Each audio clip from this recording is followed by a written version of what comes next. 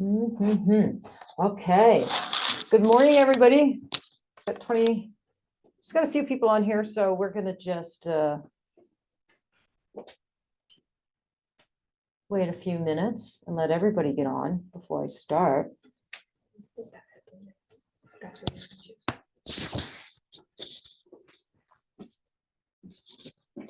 Okay. Do I need both earbuds in, Willow, or just the one? Just this one. Okay. We're good. Can everybody see me, hear me okay?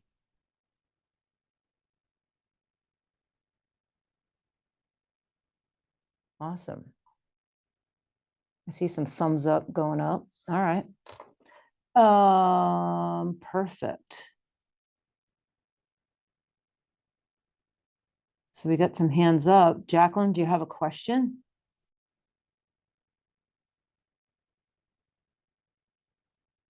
Hey, Will, I do have a question. How can I move the attendees list? So it's not covering up the panel list. Like, can I move it over to that side? Oh, well, that was easy. Okay, yeah, okay, that's perfect. Cool.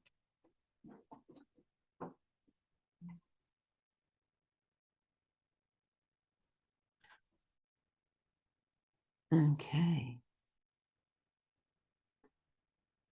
Jacqueline, do you have a question? Whoa. No. No. Okay, I'm gonna mute you again. Good morning, good afternoon, wherever you are.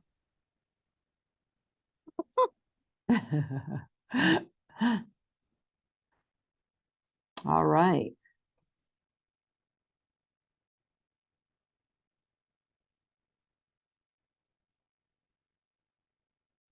Cool beans.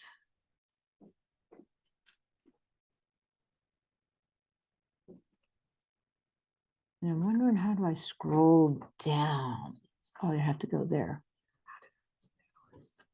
Oh, I did.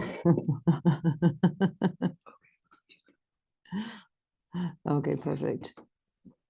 Okay. Well, there's some people on here that I recognize. Anne Von Gal. How are you, sweetheart? It's been a minute. Glad to have you on here with me.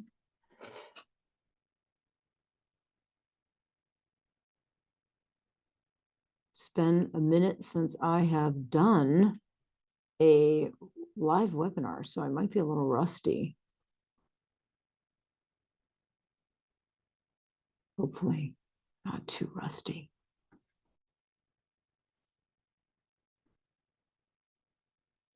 Okay.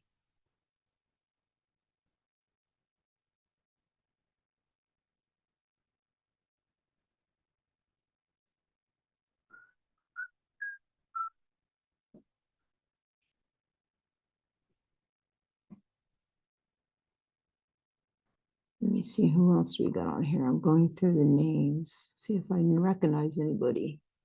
Jill Boggs. Well, hello, Jill. I know you. Christy Breen. Recognize you. Miss Shelley Kaplan. I know you. Our podcast just launched, and it's a good one. So if any of you have not watched the Tatter Effect podcast with Shelley Kaplan, you guys should check it out. It was really good. If you don't know Shelley, Miss Shelley Kaplan, she is an amazing human, phenomenal lift technician, saline removal technician, along with great eyebrows. So she's a good one to know and to add to your network if she's not already a part of your network. And you can check out the Tatter Effect podcast on YouTube if you want to see what we look like, if you want to see like what I'm wearing that day and if my hair is looking good or not. And if you don't care what we look like and you want to listen to us on your drive to or from work or while you're doing the dishes or vacuuming, then you can stream us on Spotify, iTunes, Podcast Addict, and Buzz. Is it BuzzFeed or Buzzsprout? I get those two mixed up all the time. All right. So, like I said, we are going to just probably wait maybe about 5 or 10 minutes. We'll wait until we get most of the people on. Sometimes people aren't very tech savvy and they have a little bit of a hard time getting logged on. I see hearts floating up. I don't know where they're coming from, but I do see them and I appreciate them.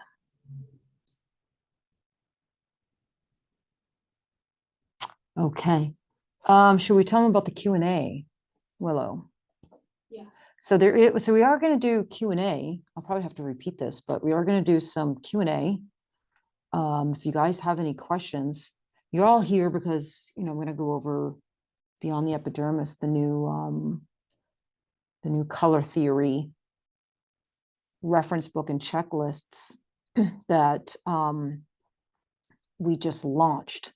So we're going to be going over that just so I can show you how it works and you can get an idea if you're interested or not, if this is something you think would benefit you and help you out, or possibly your students if you're a trainer. And I always like Q&A. I'm like feedback. So if some of you, if you're Zoom pros, then you know where to find the Q&A section. But if you're not very techy or don't do a lot of Zooms, then it's just down at the bottom. On most laptops, it's going to be down at the bottom of your screen. You'll see a little Q&A icon, and you can click on that. And you can ask us a question. And I believe they're private, right, Willow? Only we will see the questions? No, they're public if we answer them. Okay, so your questions are public. Only after they've been answered. Yeah, only after they've been answered. But I think we did set up, if you wanted to ask us something privately, you can do that as well. I know some people are shy and, got this whole anonymous posting thing on the Facebook groups now, and I see it a lot. So I think some people get a little bit shy.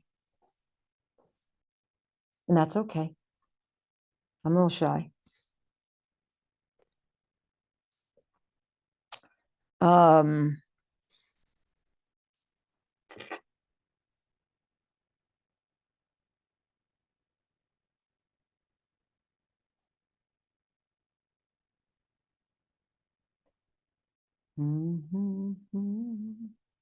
Okay.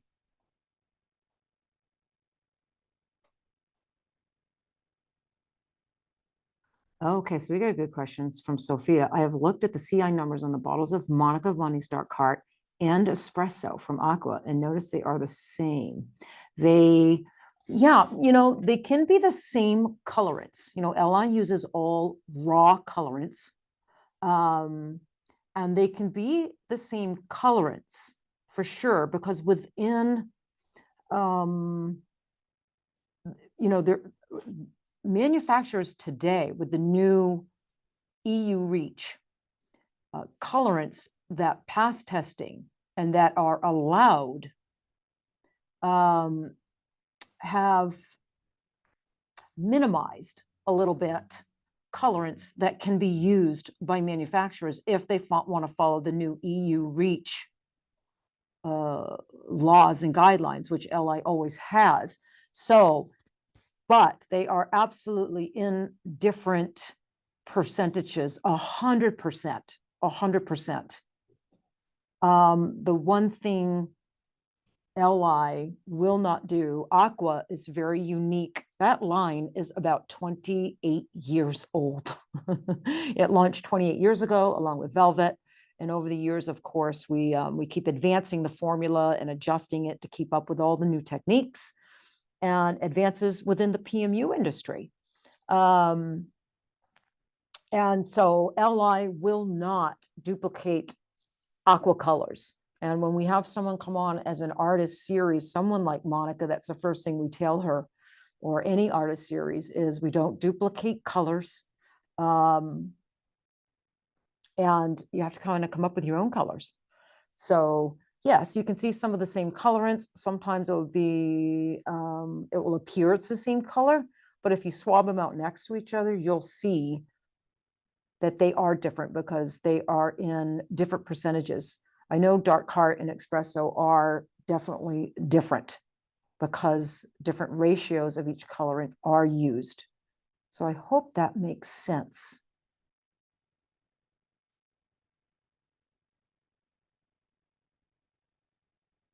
Okay, what is low colorants? Not really sure what that means. Raw. Oh, what is raw? Raw colors are powders. They are powders. So when manufacturers make pigments, they have to buy the colorants. They're called COLORANTS, colorants. And they are raw powders. They are powder form. And LI has narrowed down the raw powders, if you will, colorant powders, to trusted manufacturers. And once they get those raw powders in, then they mix the raw powders and they create shades. There can be 6 colorants mixed together to create a shade. There can be 8, 9, 10, 11 different colorant powders mixed together to create a shade. And then of course you have to get that powder to be liquid. So then they add sterile water, they add alcohol, they add carriers and glycerin sometimes. And so we have to make it into an actual liquid pigment rather than a powdered shade. So I hope that makes sense to you.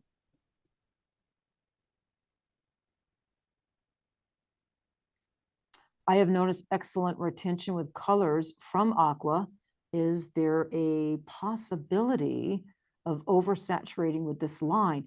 Yeah, you know, Sophia, there is, especially with someone like me who works the way I work.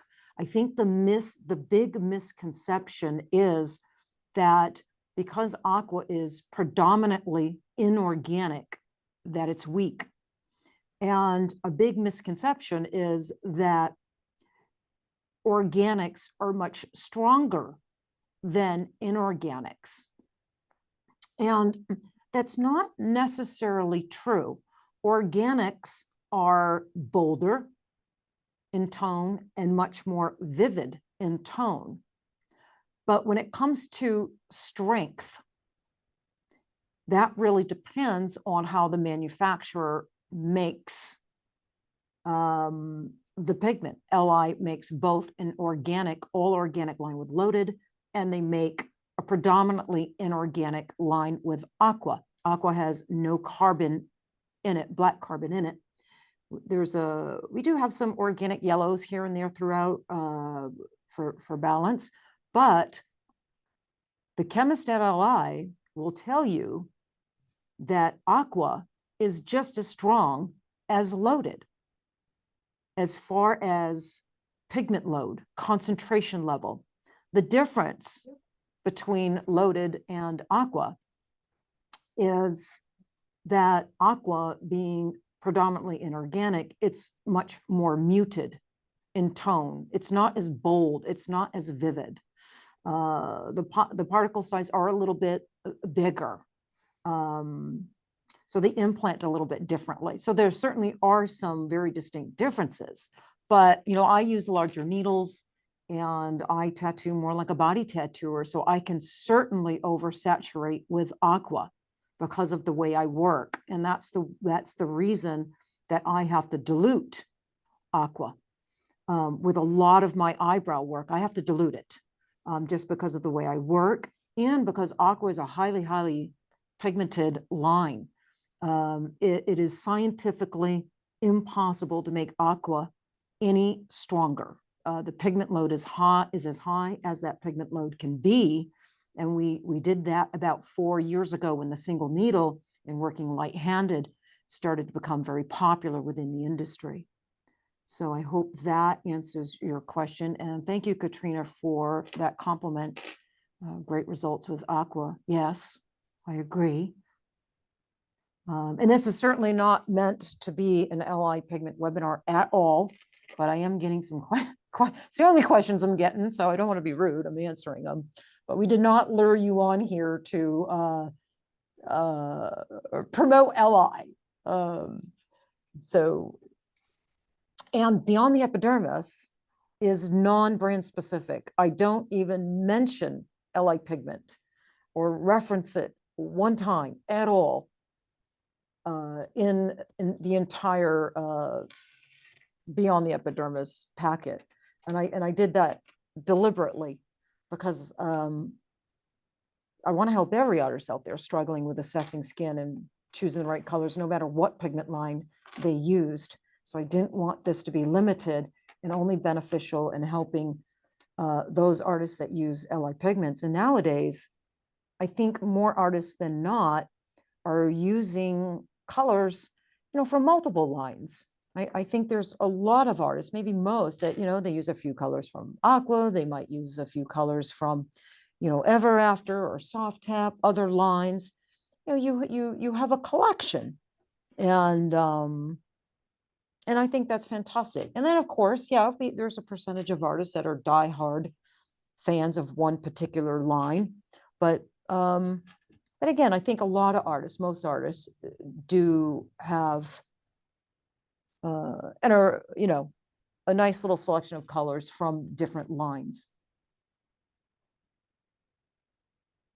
I'm getting a question from Jocelyn. Would you say it's okay to mix aqua pigments with other brands? No, it's not, Jocelyn. And I think other pigment brands even agree with this. And that's just because the brands can be made so differently. We just don't know. I have no idea how other brands are made, what their carriers are.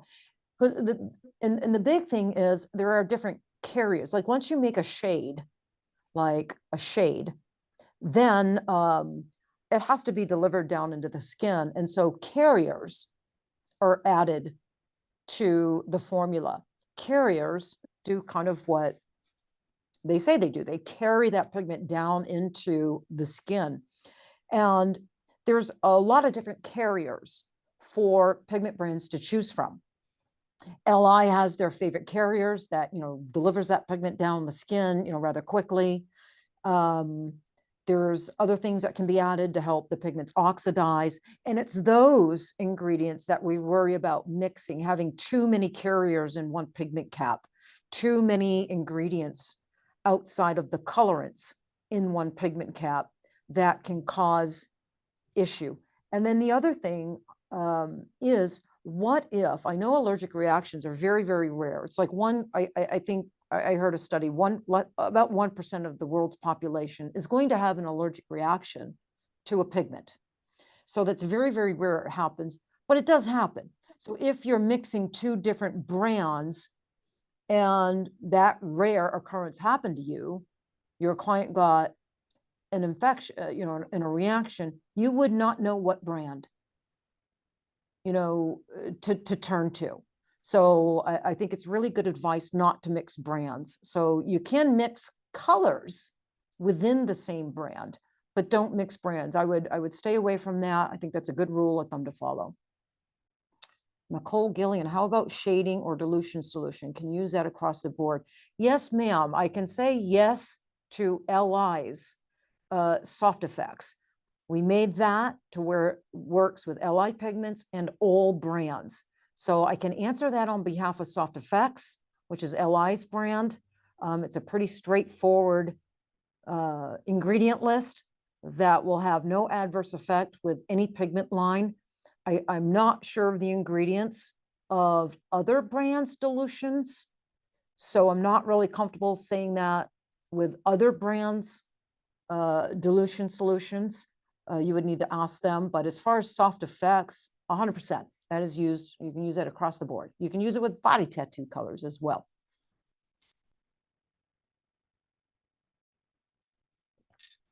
All right. Well, those are great questions, you guys. And we're still waiting for, I guess we got about half the people on here. So we're going to wait a little bit longer. I don't want to keep you guys too long before we start. But if you guys have any more questions, I will take them. Oh, all right. I see all kinds of people on here that I know. Oh, Sophia Cruz, you were just full of it this morning. You woke up and you had 3 cups of coffee and you got all kinds of questions. I love it. But they're good questions. I've heard you say, this is Sophia's question. I've heard you say less than 1% of clients are warm and completely agree. How do you determine the levels of coolness and warmth needed? Oh, that is why I did this. That is exactly why I did this. So I'm going to go over this, and this is going to help you determine that pretty darn quickly, pretty easy, pretty efficiently, and accurately. And so that's why I'm so excited about this. Autumn Sharp, what is the difference between tattoo ink and PMU pigments? There is a lot of difference, especially when it comes to eyebrows. A lot of difference. You know, they make the body tattoo colors. You know, I'm a body tattooer, and you spent a long time in that industry. And of course, they make them super duper strong. You know, a lot of times we want our tattoos to look like stickers. Do you know, we want them to be super solid and to look like stickers. Of course not when we're doing realism and portraits and things like that. Then we dilute the carbon black to get those soft grays and those more gradient colors. But there are a lot of colorants and ingredients that the FDA and other agencies in other countries that deem not safe or should not be used around the eye area. And permanent makeup pigment manufacturers know or should know what these ingredients are that are not allowed or could be unsafe or cause complications if they are used around the eye area. The eyebrow is considered the eye area. And of course, we wipe a lot and whatnot.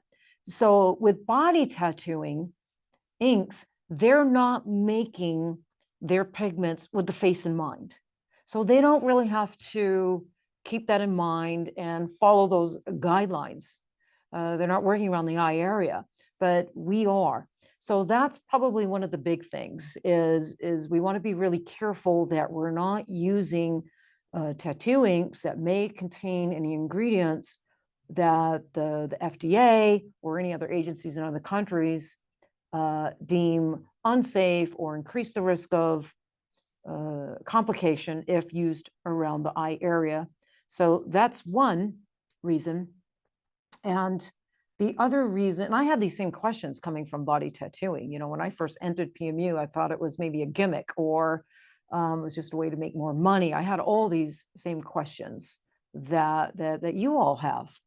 I think the other big difference with body tattoo inks, especially when it comes to eyebrows, is the browns used in body tattooing.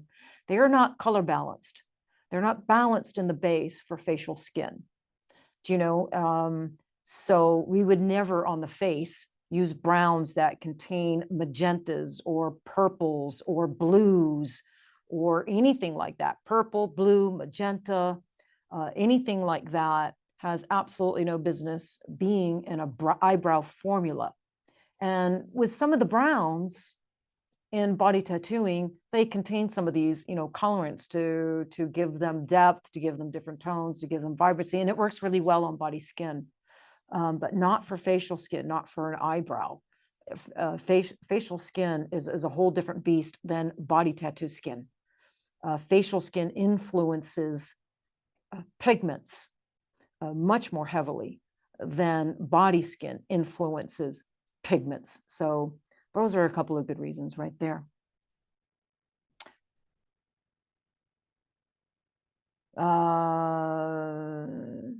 Super excited. You're right about the 3 cups of coffee. How did I know that? How did I know that? That's okay. I like coffee in the morning too. Like a little cream and a little agave. That's how I take my coffee. A little cream and a little agave. Okay, Tulin, can we mix correction colors like Gray Vanish with other brands? No, I just answered this earlier, is you do not want to mix brands. Do not want to mix brands. And all the other pigment manufacturers out there also give this advice and agree with this. And to answer that really quickly, since you didn't hear me, Tulin or Tulin, I'm not quite sure how to say your name. Forgive me if I'm pronouncing it wrong. But the big reason is that you can end up with too many ingredients in a pigment cap that may clash with each other. And the other big reason is if, God forbid, you got a reaction, your client got a reaction, you would not know what brand it was. So you never want to mix brands. Dawn Thomas, in aqua colors, do you have a favorite black for eyeliner? Do you need to dilute? My favorite black eyeliner colors in aqua is when I'm working with an all inorganic, it is Onyx, 100%. That is a black, a pretty darn deep black. Been using that for 15 years. And nowadays I mostly use an inorganic. And when I want to use a carbon, then I use Black Magic. And the only time I really dilute is if I want a super smoky top edge on my top eyeliner, and sometimes on the bottoms, especially on those inner corners. I like doing ombre bottom eyeliners. And so I will dilute to create an ombre bottom eyeliner. And you guys, so you asked the question about eyeliners, and I've been testing my own. I'm launching my own artist series. So it's been a long time coming. I worked with Monica and Jen Boyd and lots of people, and we got another really great artist. I can't reveal who it is, launching her own artist series first quarter next year.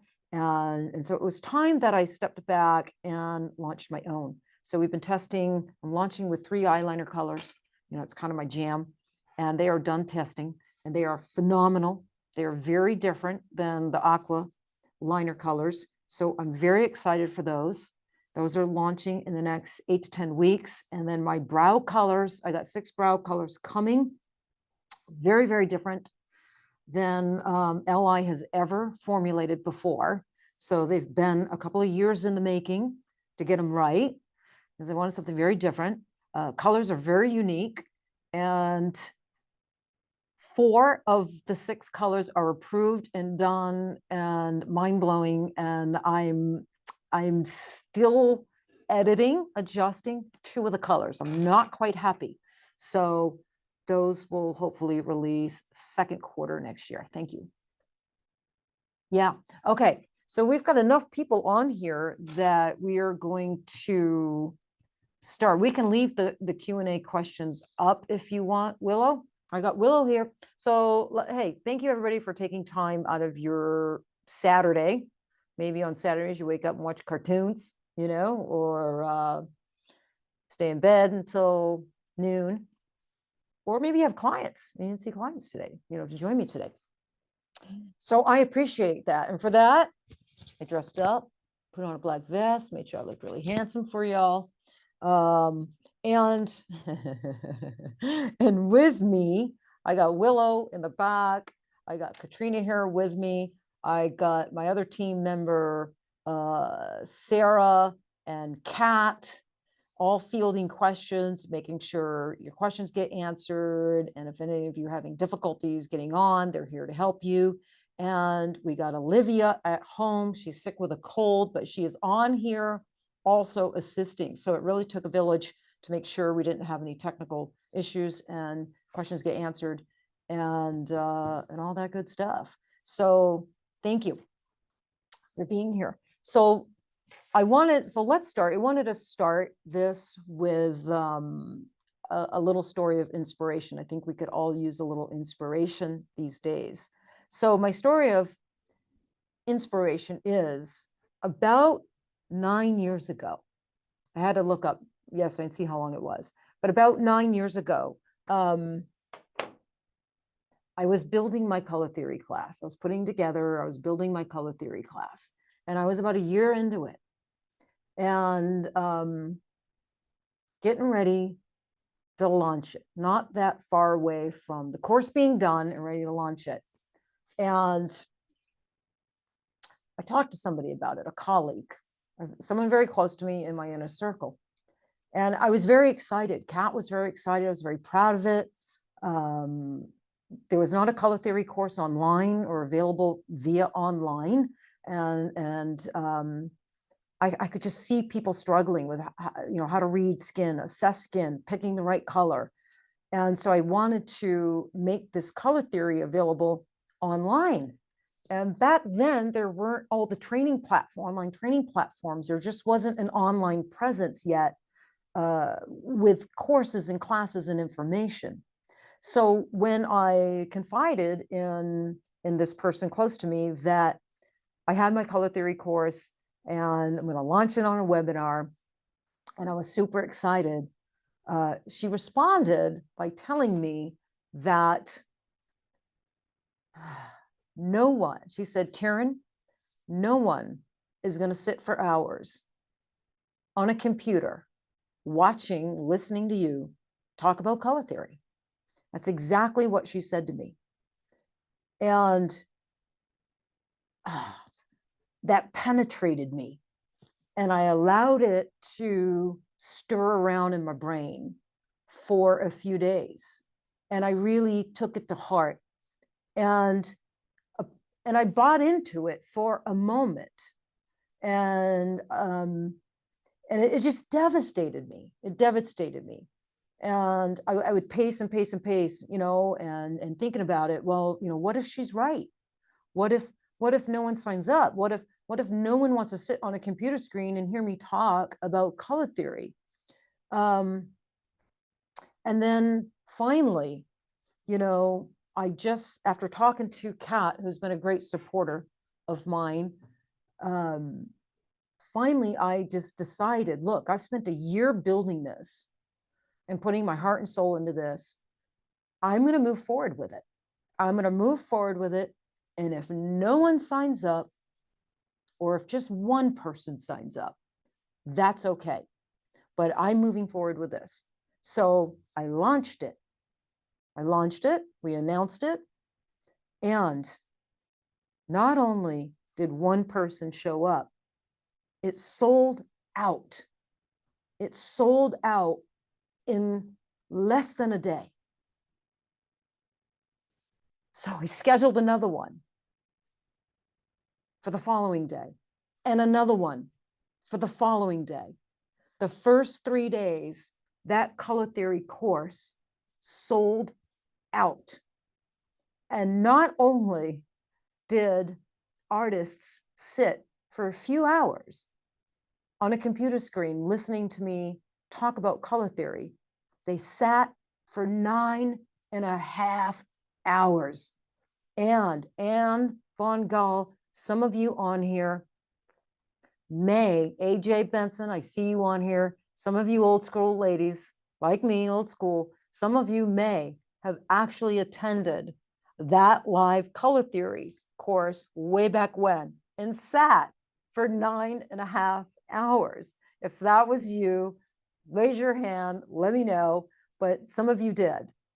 And that course went on to sell out once a month for 5 years, almost 5 years, almost 5 years. So thank goodness I did not listen to her, and I followed my heart. So the message in this story is, don't let anyone stop you or convince you that your ideas are not valid, that your ideas are not worthy. Your dreams, your projects are not valid, not worthy. Don't let anybody ever do that to you. Don't ever downgrade your belief in yourself or your project to fit someone else's belief or view or opinion. Don't ever, ever, ever make that mistake. If you believe in it enough, if you can't stop thinking about it, then it's worthy and it's probably worth doing.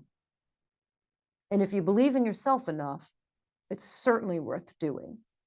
So that was just a really, really great lesson, one of many early in my career that I really like to share with people. Because if any of you on this course are like me, you know, I just have anxiety. I get riddled with anxiety and recycling thoughts. And comments like that can stick with me. So, and look at this course today. It is that color theory course 9 years later is still alive, still kicking, still vibrant, and still helping artists and changing lives. So yeah, just keep moving forward and don't let anybody stop you. So and here we are today in this moment. And from that color theory course that I built and launched 9 years ago was born Beyond the Epidermis. Now, this is a beautiful cover. So Beyond the Epidermis, this packet, reference book, and these check marks were born from that. So it is still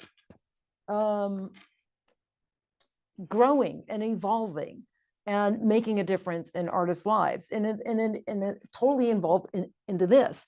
And let me tell you why this happened and how this happened is because, you know, the color theory course it's long. And if you took it a long time ago, or even a year ago, the color theory course has changed. You know, we're moving it over to a different platform. It's not just video anymore. We've got written. It has, it's really color theory 5.0. It's a much different, it's the same universal information, but super expanded. So, and the reason I wanted to do something like this is so artists in the moment when they've got a client in that room and they're struggling assessing that skin, right? They're looking at skin and they're having a difficult time seeing the undertone, assessing the overtone, deciding on if that skin is warm, neutral, or cool. If it's cool, how cool, target color, do I need a modifier, which modifier, how much? And instead of them having to get back on their computer and go on that course, which is so in-depth and so long and so expansive and trying to find the answers, I wanted to create a checklist that they could hang up in their studio, look at, and go right down the columns. Go right down the columns. Boom, boom, boom, boom, boom, boom. And this will help artists look at skin and assess the skin quickly, efficiently, and accurately. And when we can do that, we can choose the right target color. It will lead you to certainly the right modifier, if a modifier is needed or not, the right modifier, and how much. It takes the guesswork out of it. And I know there's a lot of people out there that take really good color theory courses, and they still struggle seeing the colors of the skin, whether it's beyond the epidermis, and we're talking undertone, or if it's the overtone, because there's two sets of color, right? Our pigment sits in between two sets of color. Here's our pigment, and above the pigment is a set of color with the overtone, the epidermal skin, which acts as a filter because we're viewing the pigment down here through epidermal skin. And then we have the undertone, and all the colors of the undertone. So our pigment that sits in the middle of the overtone and the undertone is just sandwiched in between color, and both can have an influence on our pigment. We all know by now what we see in the bottle is not what we see in the healed result oftentimes, and that's because the skin's influence on pigment. And we certainly have clients that can be neutral and have very little to no, hardly any influence on our pigments at all. And those are easy clients to work on and choose target colors for, you know, and it's pretty straightforward. But then again, we have clients that are extremely challenging because they have a strong undertone. They're bringing us overtones with strong colors, ruddy, pink, sun damage, hyperpigmentation, with strong traits that can highly influence our pigments. So there's, you know, lots of different variables that can affect the healed result of our pigment, lots of different variables. Of course, we have artist technique, that's a variable, right? Saturation, needle use, technique, depth, all those variables applied by the artist are controllable once we build skill and experience. But then we have client variable, aftercare, lifestyle, if they're taking care of it. And then we have the skin variable. So the skin variable, and there's lots of different variables with that skin, and that skin can be unpredictable. But if we can assess the skin accurately and identify all the variables, all the different variables of the skin that will impact and influence the healed in color, if we can identify those variables and we understand those variables, we can address them. And if we're addressing those variables strategically, then we can reduce, minimize, and in many, many cases, eliminate those variables from influencing our healed in color. And our healed in color can be much more predictable. And that's where I got with my work many years ago, where I could really predict my healed in results pretty darn accurately. Not that every now and then I don't get thrown a curveball, because that skin can be unpredictable. But the majority of the time and overall, I can predict my healed in results because I got so good with assessing skin and understanding the color and the variables and addressing it and knowing what to do. So let's go over this rather quickly. Let me get a drink of water in my Tanner Effect mug. That's on purpose. Okay. So we have the checklist. All right. Got the checklist. So when we're talking clients, clients are either warm, but we know warm, we don't see that many warm clients, but they're out there. So we have warm and we have neutral. We have neutral clients. Neutral clients are great. They're great. Easy to work on. They're pretty straightforward. Neutral client skin doesn't affect our pigments too much. Not a big influence, unless you're going too deep or depth or artist era. And then we have cool. So when I first started learning, taking classes and learning, cool was one big category. Your client's cool, orange. No matter what color you're using, no matter what, just put some orange in that pigment cap because she's cool. And I followed those philosophies for quite some time, maybe 3 years, 4 years. And what I found out, what I discovered is following that philosophy got me results that I did not want. And I had to start sorting these things out for myself because there really wasn't on a lot of education back then. And so what I started figuring out is within the cool category is a wide range of cool. There's degrees of cool. And so I broke it down to cool level 1, cool level 2, cool level 3. And that's what is on here, a cool level 1, cool level 2, cool level 3. And depending on where that client sits, where they classify, will determine on how you address them, how you move forward with them. Because we certainly don't address and treat a client cool level 1 in the same way we would treat a client cool level 3. Those are two completely different degrees of cool, and they have to be addressed differently. And so that's on here, the different cool levels. Then of course we have the Fitzpatrick. So when you have this checklist, the first thing you're going to do is pair up the Fitzpatrick type with the overtone. And on the overtone, we list what to look for on that overtone. You're looking for sun damage, ruddiness, pink, hyperpigmentation. And so all these are here for you to check, and they're easily identifiable. So once you pair the Fitzpatrick, and you'll see some Fitzpatricks. I have a Fitzpatrick 2 that's in 4 different categories. So once you pair the Fitzpatrick with the overtone, so let's say it's a Fitzpatrick 2, right? She's a Fitzpatrick 2. Now I have to decide what's her overtone. Fitzpatrick 2, and let's figure out her overtone. Well, you're going to go through the overtones, and whatever is visible on that epidermis, that's where you pair her. So let's say she's a Fitzpatrick 2 and she's moderate sun damage. So now your client is in this column all the way down, all the way down. So now you get to the undertone, which is the colors that are not so easily identifiable. And all the undertones within that Fitzpatrick and overtone type are listed. Now, what if you can't really see color?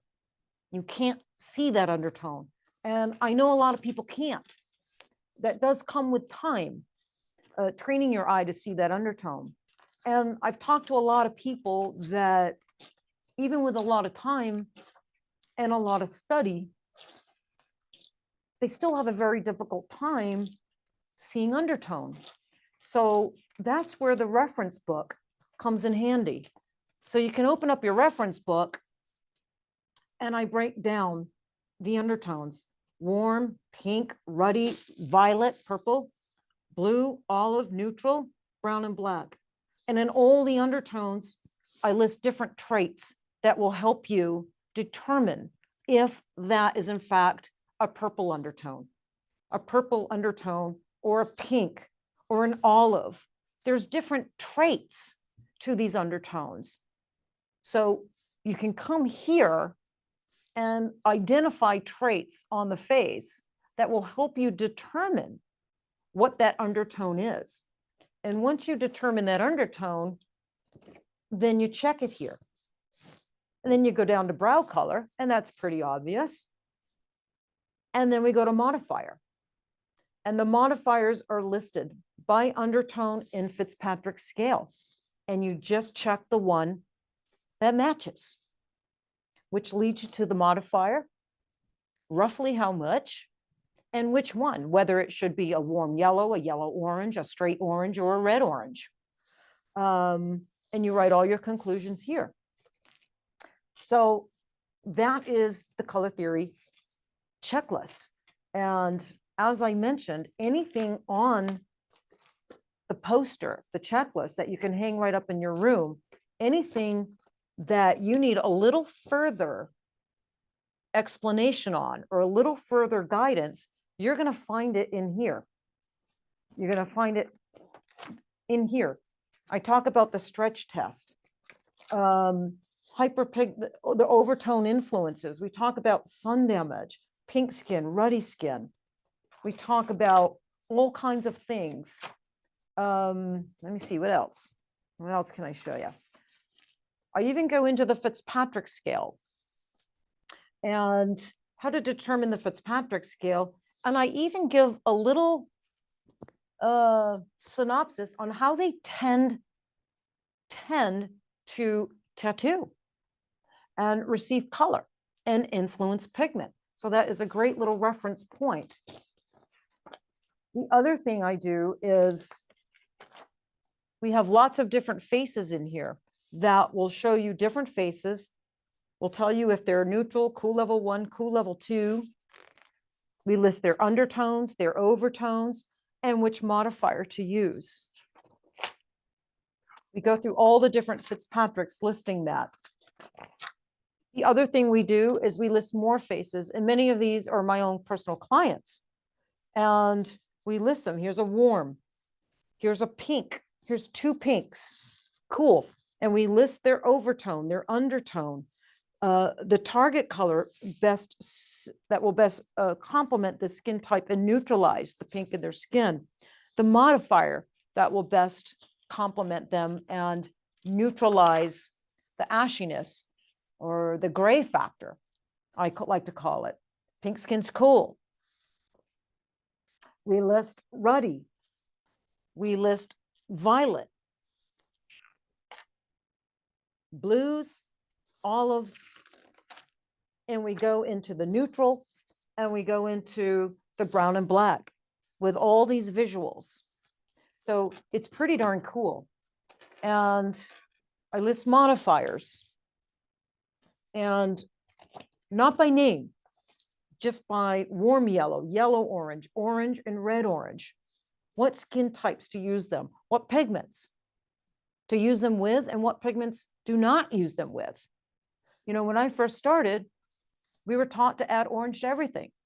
And one of the first things I learned in my career is do not add orange to a blonde. That orange will just overpower that blonde pigment. We have to learn to use the modifiers correctly on the different skin types and with the different target colors that we're choosing for our client. And there are an array of modifiers nowadays, from warm yellow, mild, all the way to orange and red orange. So I have that, all that, you know, mapped out for you. We go over yellow modifiers and green modifiers. And so I'm going to stop right there. I have another checklist with corrections that I do want to go over, but I want to stop here with the color theory and assessing skin part and see if we have any questions on just that part of Beyond the Epidermis. And then we'll go into the correction section. Do we have any questions on just what I've gone over now, whether it's, yes. Nicole, are the hearts the drops? Yes, yes. The hearts are the drops. And look, and this is why this took a year and a half for me to launch, because there's so many variables, right? There's so many variables. I can't be with you and see what client you're working on. So we give suggestions. We give a roundabout. We give guides. You know, I couldn't be 100% accurate with modifiers, but we keep you within a suggested amount that's not going to get you in trouble while you're learning and developing your artist discretion and knowing exactly how much. Like at this point in my career, I know exactly how much. Okay.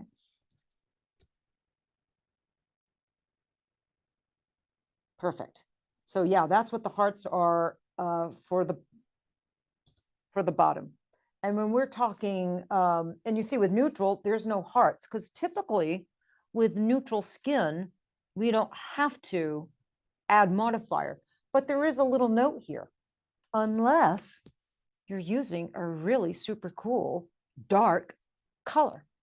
In that instance, you may want to add a little bit of warmth, not because the skin requires it, but because you're using a very dark, very, very, very dark, cool color.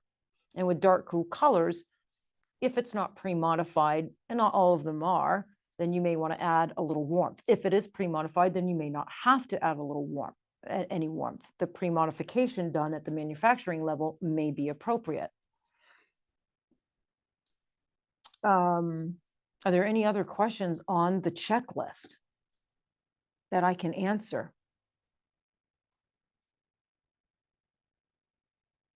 There are so many shades of Black people. Does your theory checklist address that?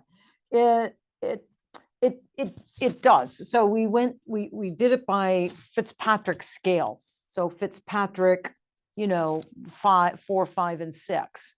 We addressed it that way.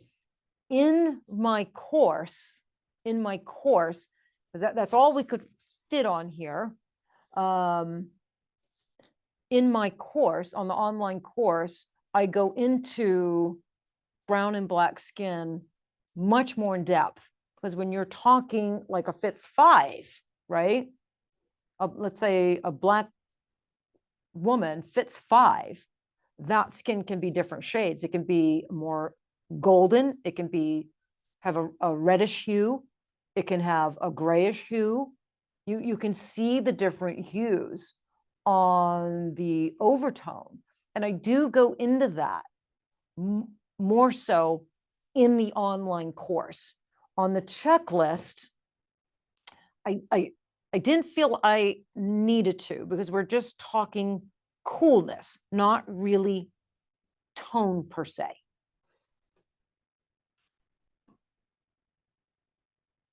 Okay. Does it also address previously tattooed? That's in the next section. Okay, so let's go over that. Okay, so before I start, let's show you this. So this is the color wheel. We all know what a color wheel is, but there was really never a color wheel created just for PMU. On the color wheel, gray is not represented, but we deal with gray a lot as PMU artists. So in this color wheel, I added the gray, and we know blue and gray is treated the same. It's treated the same. And you can see the little arrows. If you got a purple eyebrow and you add yellow, boom, what do you get? You get brown. You got a red eyebrow. If you add green, what do you get? You get to brown. And that's where we all want to get to, is that bullseye brown. So this color wheel is really fantastic. And it is, I did adjust it just for PMU, for the colors we deal with, we're correcting, we're deal with. So I think this is going to make a lot more sense for PMU artists. And we can thank Olivia. Olivia created this graphically for us. Okay. So let's get into the corrections checklist. And I'll tell you what, like my first few years doing PMU, I had a traditional art theory color wheel inside my cabinet. So I could open my cabinet door and I could look at it, like, oh my God, she's got purple eyebrows. What's across from purple? Yellow. That's what I use. I need something yellow or a target color with yellow in the base. And so these are really handy to hang up and to reference. And I do go over this. It is in the book as well. And you have a loose copy. And I do go over, I explain the color wheel and how to best use it as PMU artists, not a traditional painter, because there are some exceptions that are different. There are some rules and guidelines and exceptions that apply to us PMU artists that do not apply to painters, painting a canvas. And so those are reflected both on the color wheel and in explanation in the book.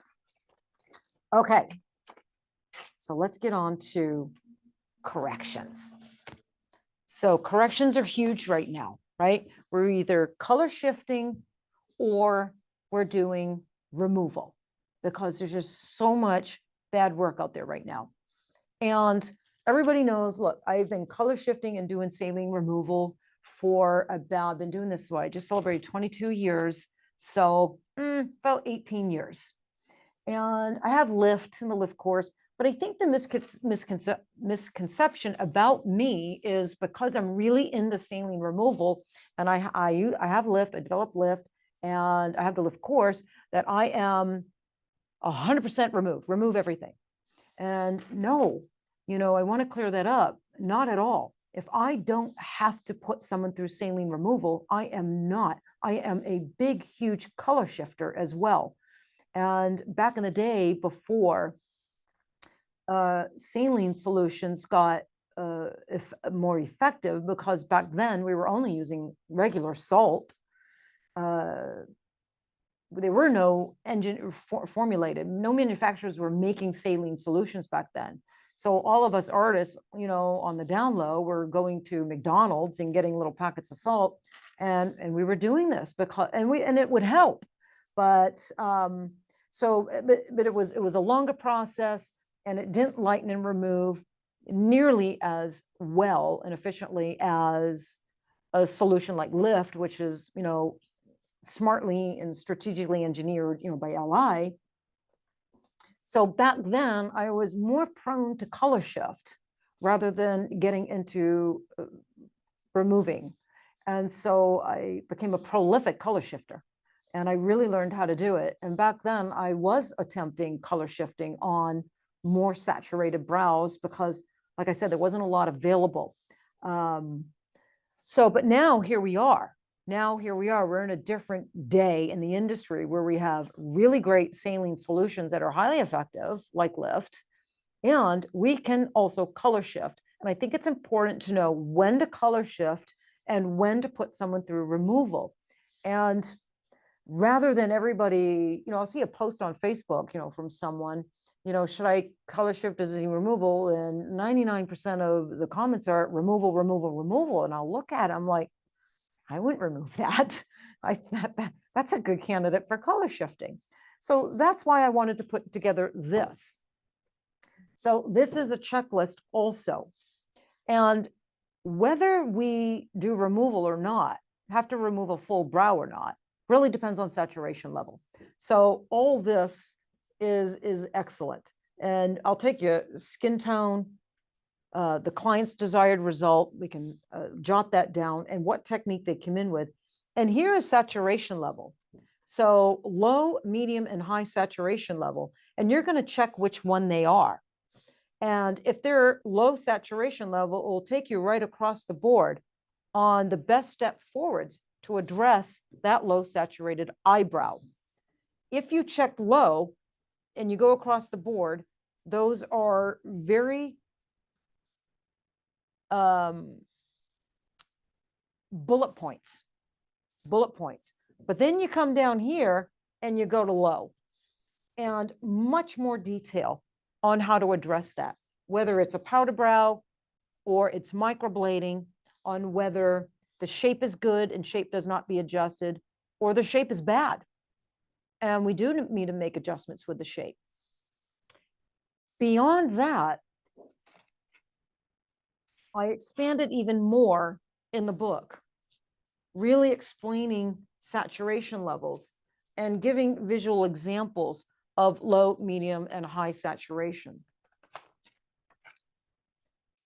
The other thing the book contains is case studies. We just take you through lots of different case studies. These are, I think, all but 2 are my clients, and it takes you down whether it was a hot, low, high, or medium saturation, what the client wanted, the color to fix. It tells the modifier needed, target color used, and there's an explanation on step by step. Same with this gal. And here, case by case, step by step. And all the cases are very, very different scenarios. Solid eyebrow, way too solid. Hair stroke. And this one, shape's a little off, step by step, and suggestions. And this one as well, step by step, on the steps to take every step of the way to correct this particular case. So just like with the color theory section, if you have a client sitting in your bed, you can go through this. Anything that you need a little further explanation on to help you decide, it's in here. to help you mark the right spots. If you have a correction case, check, check, check. This is saturation levels and what colors to use. All this is going to lead you to the steps to take to correct that particular eyebrow. If there's anything in here you need further explanation on because you're not quite sure which way to go, it's in here. I expanded the information to here. And then beyond here is the color theory course online, which is miles and miles long. It is just weeks to get through it. It's so expansive and it's so deep and it's so thorough.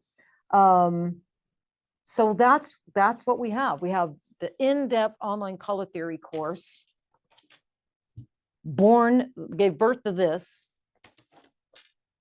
which gave birth to these two things. So no matter where you are in your color theory journey, corrections journey, whether you're just starting or you're years into it, but you're not grasping it, which is okay, because that happens. There's the in-depth color theory course, and now there's this. For some of you, this may be adequate and all you need. And for others, maybe you need the course and that. But I wanted to develop and have different levels available. It was a dream of mine. It was many years in the making. And so I'm glad to have it out.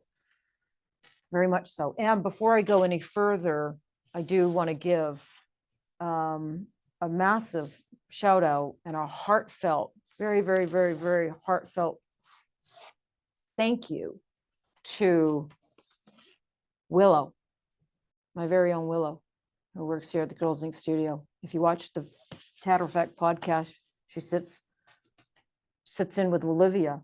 Yeah, and I could not have done this without her. I almost killed her a few times, to be quite honest with you. And I think she almost killed me double the amount of times that I wanted to kill her. You know it's true, Willow. But she's an amazing graphics artist who understands that complicated Adobe and Illustrator that I can't wrap my brain around because I'm a Canva girl. Keep it simple. And she helped me create this. And I was able to bounce ideas off her with the graphics and what would make sense. And we tested this with our apprentices. Do a massive apprenticeship program here, 12 months long. And so we get newbies in here, and these have been up in the apprentices room in the training area, and them using them.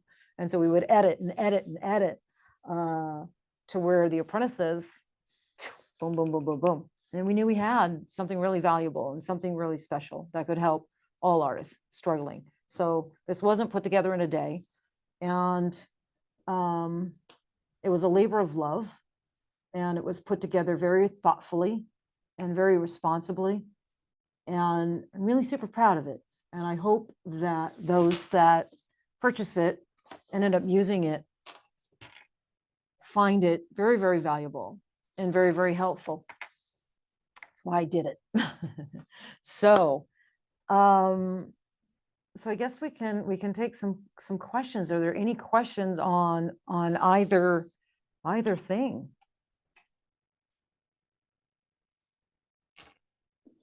I am going to announce some discounts that we're offering for you guys, but I'll take any questions that may be coming in. I think Willow's looking for some right now. I don't have control of the question box. How do you purchase them? Brenda Waters. Okay, so you can go to, so we got a couple different ways you can purchase them. So we wanted to give you guys some discounts for taking, an hour, almost 2 hours now out of your day. And so if you have not bought Beyond the Epidermis, we pre-launched it at $159 and it's now $179. But if you missed that pre-order and you're on here, we're going to honor the $159. So you can, but we need to give it, because it's on the store right now, girlzink.com, for $179. That's the retail price. And we thought that was a really good, fair retail price for this. So if you have not bought it yet, then we want you to email, jot this down, you guys. We want you to email info@girlzink.com, because you're going to need a coupon to purchase it for $159. So email info@girlzink.com, Brenda, and anybody else interested. And in your email title, please put B as in boy, TE, that stands for Beyond the Epidermis, BTE, webinar discount. It's all you need to put in your email title, and the girls will know where to send that, and we will get you a coupon code so you can go to the Girlz Ink store and purchase it for $159. If you want to purchase the color theory course, same thing. That course is $350. You have it for a year. And it's so we're gonna give it to you for $275. So if you want the color theory course, same thing. Please email info@girlzink.com, and in the email title put BTE webinar discount, and we're going to send you a coupon to get the course for $275. Now, if you already bought the color theory course, let's say you're on the color theory course and you didn't get the book. There inside that course is already a discount code for you to go to the course, go to the store, and purchase the Beyond the Epidermis for $100. So you save $79. So if you take the course, there's a coupon code in the course to get the book for even cheaper, to get all this for even cheaper. Okay. And if you already bought Beyond the Epidermis and you want to take the color theory course, then email us and we're going to give you $100 off. Okay, so those are the discounts. And if you missed any of that and didn't write it down, just email us at info@girlzink.com. Beyond the Epidermis webinar. You took it. You want some discounts, and we'll take care of you. Okay, we got some questions. Oh, Tulin, thank you so much. This was really helpful. You are super welcome, and thank you. Let me see. Kat McCann. Oh, Kat McCann, how are you, sweetheart? What's your thoughts around the future of corrections with lots of artists using organics over inorganics and vice versa on clients? Well, I think that's why we're seeing saline removal jump up, is not just because of inadequate training and a big explosion in PMU, new artists coming in with inadequate training, but I think that organics were marketed to where they could be used on anybody. I'm talking black carbon. And LI has loaded, which has black carbon in it. But there's certain skin types that I do not feel one bit, nor would I ever put any brow formula that contains black carbon on some skin types.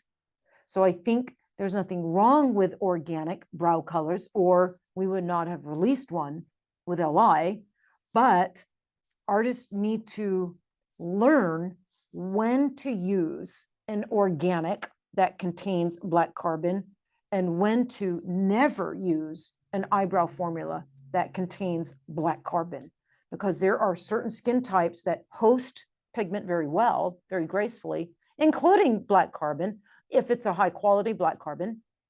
And then there's some skin types that do not host pigment very well, especially a black carbon. And so on those skin types, we want that eyebrow fading out, leaving that skin. We do not want to be left with a gray eyebrow that's going to last years and years and years and years. So that's my thoughts on that. And I don't really go over that in here, but on my online course, I do go over and talk about the skin types, the very specific skin types that do very well with an organic that contains a carbon, and on the skin types that do not do well with a black carbon contained in that brow formula. And we have to keep, and be aware there's hybrids out there, right? Because of new EU reach. I mean, that was mandated. Manufacturers had no choice to create brow formulas with carbon. So don't let, because they're predominantly iron oxide, if they're EU reach compliant, they have black carbon in them, even if they're being marketed as predominantly inorganic. If they're EU reach compliant, they do have black carbon in them. That is EU reach compliant. Manufacturers have no choice but putting some black carbon into their brow formulas. But like I said, there are different carbons, soft carbons, hard carbon. There's different levels of carbon. There's hundreds and hundreds of carbons to choose from. And I do go over that on my online course, the different carbons and whatnot, and what carbons to look for that are better and will do better in skin in a brow formula, and some of the carbons that should never be in a brow formula. And LI had to figure this out. They just had to figure this out. Because black carbon can be a beast. It's fantastic. I can't work without it. But it's just strategically knowing when to use it, how to use it. Just like everything else in our industry, right? Just like needles and everything else. Thank you, Annette Schneider. This is genius. Thank you. Alexa, thank you. I adore how, oh, I missed it, went away. But you said something really cute and complimentary, so thank you.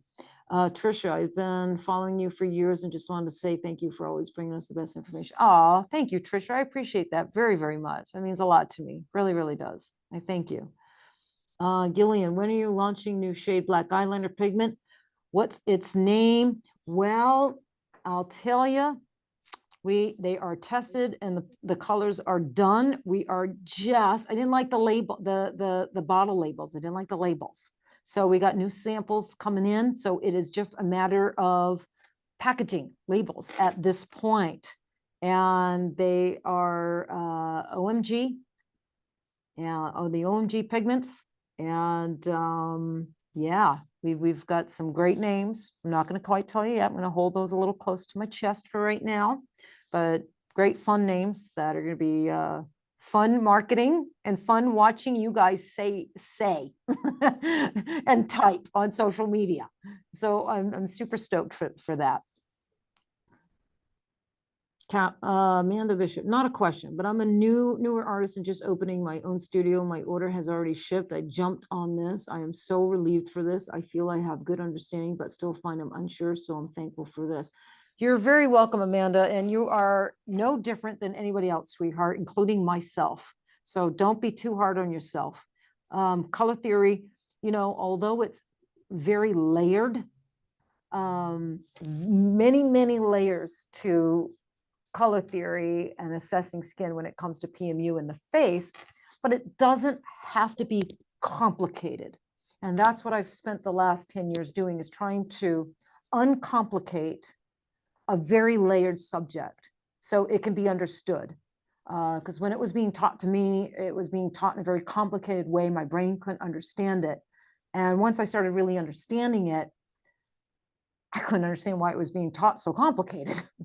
There was a way to unravel it and teach it in a way where, look, I'm no smarter than the rest of you. I'm not. If I can unravel it and understand it, then you can too. And this has been one of my obsessions for PMU is getting, keep unlayering, keep unraveling and decomplicating color theory so it can be understood, because I know it stumps a lot of people. So you're welcome, Amanda, and I can't wait to hear how it's helping you out. Does the loaded pigment series have carbon? Yes, it does have carbon, because it's an all organic line. So it does have carbon. However, you know, it took 5 years for us to release loaded. It was very frustrating. I felt we were getting lost and being left behind in the industry because we did not have an organic line. The whole industry jumped on organics. They left inorganics and jumped on organic. And I really felt me and Li were being left behind. And and it took 5 years. And so, but the reason it did was because Li, we had to find a carbon that Li felt comfortable with. Couldn't be any carbon. And so we used a soft carbon, and we used a very particular carbons to, not that eliminates the risk of a carbon brow, especially a very dark color that has to contain more carbon to get to that darkness. That doesn't eliminate the potential, potentiality, if that's a word, I want to say it, sounds good, of an eyebrow healing gray. I would never make that statement. I'm not the type of person to make concrete statements, because it's unfair. You can't do that. You can't make a concrete statement about any color, about anything. I can make a concrete statement telling you that they're made safe, they're made responsibly, but you know, and that we used a really good carbon, a soft carbon. And because it was a soft carbon, it required less of it in the formula to create the dark tones, which puts us in a real good position to minimize the potential of that eyebrow turning gray. But so I'm really proud of carbon, and I think it's a really high quality, responsible organic line.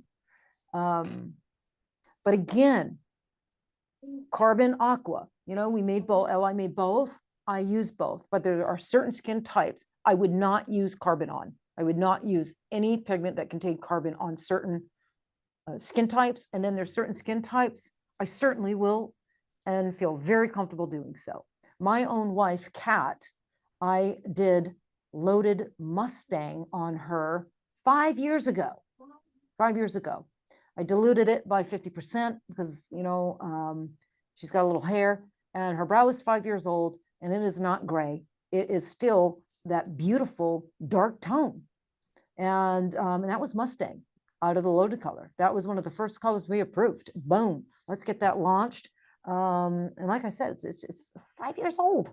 So we have lots of loaded colors that have aged beautifully and have not turned. And then we've seen some loaded colors, yeah, you know, 3, 4, 5 years down the road, starting to get a little ashy. So I won't deny it, but I think that's with any organic line. That's the risk of carbon, right? That's where being a strategic thinker and using carbon on certain skins and not on certain skins is going to be super, super beneficial to both the artist and the client. We really have to be strategic thinkers, very strategic, critical thinkers. And I see that's not happening. You know, I see that's not happening. I still see, because of marketing and the big push for organics, newbies coming in and just putting organics on everybody. And it's just breaking my heart. It's killing me. It's killing me. Because some of those clients should not be having carbon, where some should. What's my favorite numbing cream? Oh, well, geez, for the eyes, I really like Eyes of Blue. And my secondary, my favorite is Feel Better Now. That is the best secondary, that Feel Better Now. Boy, I'll tell you. Thank you for this, Sophia. You're welcome, and I hope to meet you too someday. Joanna, you've been a huge part of my success as a brow artist, and I'm forever grateful for you and your passion for being one. You're making me blush, Johanna, and all you people. You're making me blush, but I love it. Thank you so much. You don't really, really, I couldn't put it into words what that means to me. Makes me super happy. This morning was a little stressful. I woke up, I had anxiety. I had, I had anxiety doing this. What am I going to wear for the ladies? That means my hair look okay. I mean, what if the technology don't work? And it all went great. So this all makes me happy. This is why we do these things. And again, any of you having anxiety, but you want to do Zooms and you want to do lives and you want to do reels, but you don't do it because you don't like how your face looks, like me. You don't, and you just have anxiety. You just got to do it. You just got to do it. You got to stop telling yourself that, and you got to do it. Because I'm sure your face is beautiful. Every face is beautiful.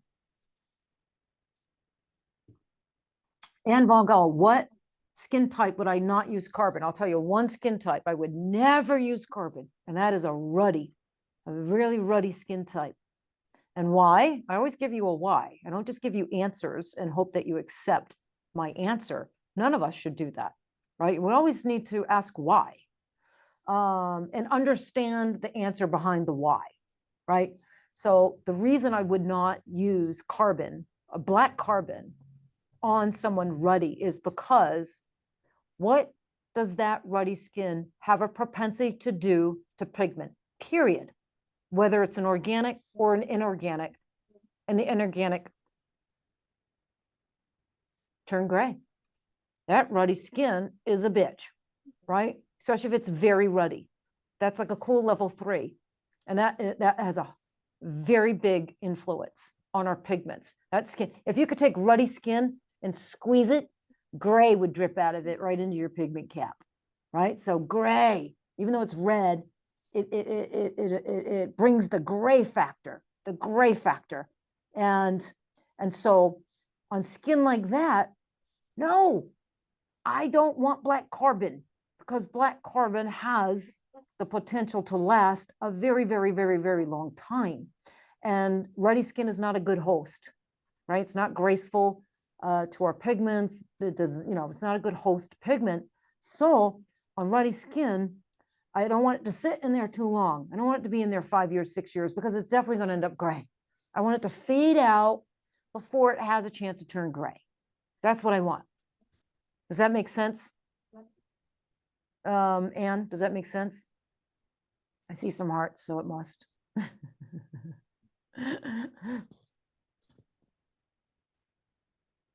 Okay. Thank you, Julie Michaud. Thank you so much. You've been a big supporter of LI and color theory. And I know you took my course. And not too long ago, you told me that my color theory course inspired you to learn color theory, dive deep into it, teach it to your students, and run with it. And that is amazing, right? That is amazing. To be inspired is great, but to be inspiring to others is even better. So I'm very grateful. I'm very grateful that it had that domino effect, and I don't know it did on many. And you all, you're paying it forward, and that's what it's all about. And if we don't pay this knowledge forward, then the industry doesn't evolve, get smarter and get better. It starts with us. Okay. Okay. Jill Boggs, am I doing eyeliner person training in 2024? Are you going to sign up? You're going to come? I'm trying to decide. I do have one in Maine. I'm going to be in Maine for a month in July. I am doing one in Maine. So we'll see. I'm trying to decide if I want to do any here. My hands-on training days are starting to come down a little bit. Actually, I might be in Boston with Julie Michaud, actually, doing a class. Yes. So, all right. If there's, thank you, Karina. Is that you? Oh, thank you, Karina. Thank you, Claudia. Thank you, everybody. You guys are all awesome. And if you have any more questions about, thank you, Christy. I appreciate it. Beauty in Boston. Yes, Julie Mashad. And if you don't know Julie Mashad, go give her a follow. She's another gal like Shelley Kaplan that should be in your network of people, right? Your village. We all need to create a village, develop a village of really solid, good humans, good artists, good trainers that aren't giving you fluff and a bunch of marketing crap, but they're giving you good, solid education and scientific fact.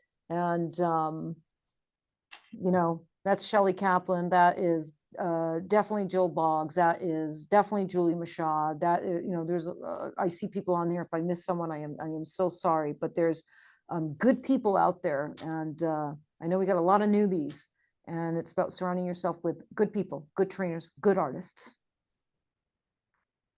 All right.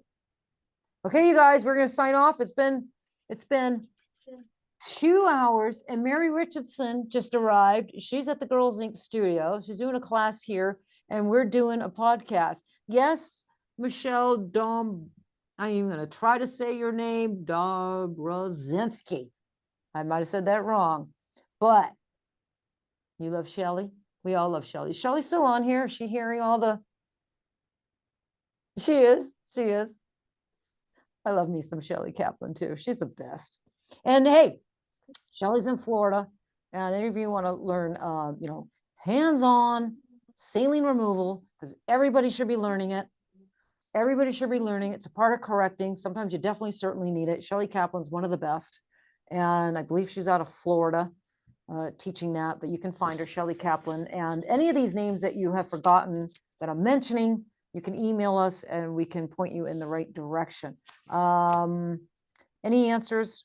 Me and my staff are pretty good about answering. So please email us, info@girlzink.com, and check out the Chatter Effect podcast.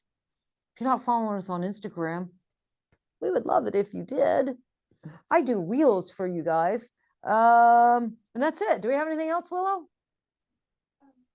Please allow us up to 5 days. That's right. I can hear you. Willow wants me to announce to please allow us up to 5 days to get your Beyond the Epidermis out to you, because we did a pre-order and we sold out. And so there's a big assembly line out there in the fulfillment center, and we are getting them out. So please allow us 5 days, and thank you for your patience. We appreciate it, but they are coming. They're on their way. And look, I always want to hear feedback. I am somebody, I have gotten to be a better trainer, a better speaker, a better course creator because of your feedback. I can't get my courses better. I can't evolve and get better if you guys don't feel comfortable giving me feedback. And I take it really well because it helps me. It helps me. Just please give it with kindness. Please give it with kindness. If you say it really rude and snatchy, then, you know, it hurts my feelings. All right. You guys are welcome. Thank you so much. And I'm going to sign off. Thank you. Have a great weekend. And I'll see you soon. And we are going to be doing more of these lives. I'm starting them in December, but they're going to be topic and procedure lives. I'm going to be doing one on needles. I'm going to be doing one on removal. I'm going to be doing one on skin tones, on the science of pigments. So we are going to be launching a series of webinars. We will charge for these, but as always, we're going to price them really affordable and fairly. So stay tuned for that. And I thank you. I thank you. Have a great weekend.